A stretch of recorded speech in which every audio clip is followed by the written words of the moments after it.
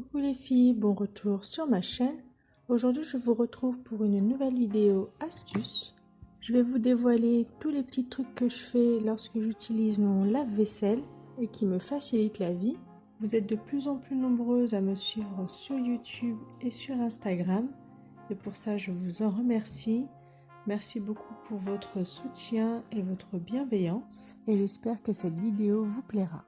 Mais avant toute chose, c'est le moment de vous abonner si ce n'est pas déjà fait et de cliquer sur la petite cloche pour être notifié de mes prochaines vidéos.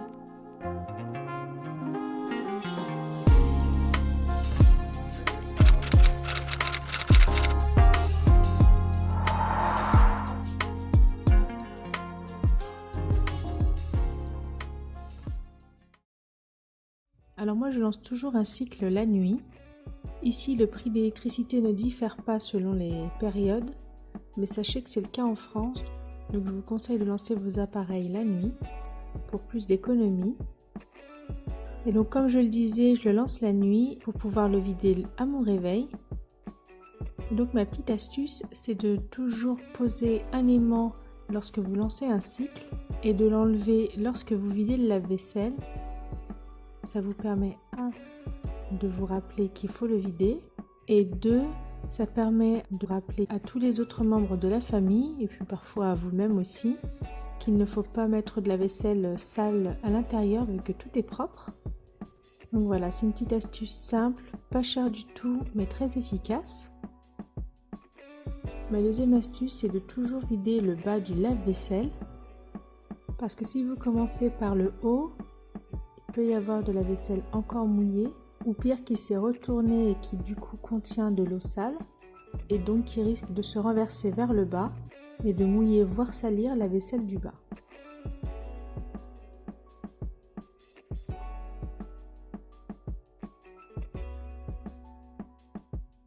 Ma troisième astuce, c'est de toujours disposer les couverts vers le haut et vers le bas, donc faire un mix des deux. Sauf pour les couteaux, pour une question de sécurité, il faut toujours mettre la pointe vers le bas pour éviter de se faire mal. Et en utilisant cette astuce-là, ça évite d'avoir par exemple 2 cuillères à soupe qui s'imbriquent et donc du coup d'avoir l'entre-deux non nettoyé. Lorsque l'on lave les vaisselles en plastique des enfants ou même les Tupperware en plastique, il nous est souvent arrivé de les retrouver à l'envers plein d'eau sale. Et donc pour éviter ce désagrément, j'utilise un égouttoir que je dispose par-dessus, comme vous pouvez le voir en image, ce qui limite l'espace et donc évite que la vaisselle en plastique un peu légère se retourne. Mais attention, il faut vraiment que votre égouttoir soit un peu dans ce style-là, un peu grillé comme ça, pour pouvoir laisser la possibilité à la vaisselle en plastique d'être lavée. Mon autre astuce, et ça c'est une chose que je fais 2 fois par semaine, c'est de remplir un contenant, que ce soit un bol, un Tupperware, peu importe, avec du vinaigre. Donc c'est très bon pour le rinçage de la vaisselle, mais aussi pour le lave-vaisselle. Donc ça fait d'une pierre deux coups et c'est vraiment quelque chose que je vous conseille si vous avez de l'eau très calcaire et que vos verres ont tendance à ressortir avec des taches de gouttes blanchâtres. En utilisant cette astuce, vous verrez la différence. Je voulais juste vous informer que j'avais également un compte Instagram. J'y poste des recettes express et des astuces du quotidien et j'y suis présente tous les jours en story. Donc si ça vous dit, vous aurez le lien en barre d'infos. Ma 6e astuce, c'est de toujours lancer de l'eau chaude avant de lancer votre lave-vaisselle. Donc si vous avez des choses qui ne rentrent pas dans le lave-vaisselle à laver, il faut le faire juste avant de lancer le cycle en utilisant de l'eau chaude. Et si vous n'avez aucune vaisselle à laver à la main, je vous conseille tout simplement d'utiliser de l'eau chaude lorsque vous nettoyez votre évier. Car oui, il est important de laver et désinfecter son évier tous les jours. Donc moi je le fais juste avant de lancer un cycle. Et pourquoi j'insiste sur le fait d'utiliser de l'eau chaude ? C'est parce que lorsque l'on lance son lave-vaisselle, il commence toujours par de l'eau froide, qu'elle n'a pas encore eu le temps de se chauffer, ce qui fait que la pastille se dissout moins vite. Et donc le fait d'utiliser de l'eau chaude en amont, ça dissout la pastille beaucoup plus rapidement. Et donc l'eau qui est utilisée au début pour laver la vaisselle est beaucoup plus concentrée en produit. Une autre astuce est d'utiliser le cycle maximal de votre lave-vaisselle au moins une fois par semaine parce qu'en utilisant de l'eau à 70 degrés voire plus, ça permet en plus de nettoyer vos casseroles et autres ustensiles, de bien décrasser la tuyauterie et donc d'éviter des problèmes de tuyauterie bouchée ou autre. Ma 8e astuce, c'est quelque chose que je fais quand je cuisine différentes choses à la fois et que j'ai besoin beaucoup d'espace sur le plan de travail.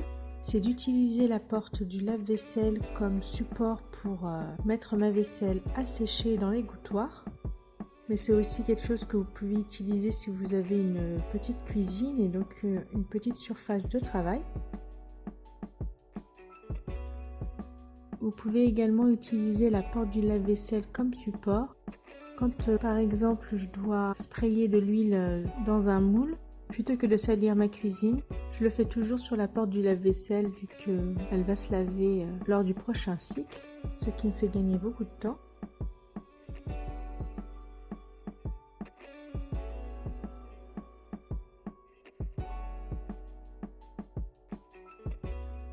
En plus de laver votre vaisselle, sachez que vous pouvez utiliser votre lave-vaisselle pour laver des choses moins communes. Donc moi je l'utilise pour laver ma brosse en silicone que j'utilise pour laver ma vaisselle. Je l'utilise également pour laver les bouchons d'évier ou de lavabo. Certains jouets de lave-tite, notamment les jouets qui vont dans la salle de bain, mais pas les petits canards. J'utilise également pour laver mes gants en silicone que vous connaissez maintenant.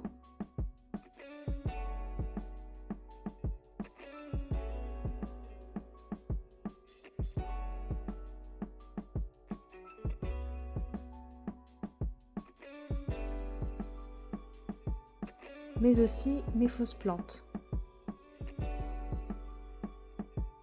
Je connais aussi une personne qui l'utilise pour laver ses tongs par exemple. C'est quelque chose que je ferai pas, mais sachez que c'est possible. Et puis visiblement elle en est contente, ça marche très bien. Donc cette vidéo touche à sa fin, j'espère qu'elle vous aura plu. J'espère vous avoir fait découvrir quelques astuces. N'hésitez pas à partager les vôtres en commentaire. Sur ce, prenez soin de vous et je vous dis à mercredi pour une prochaine vidéo.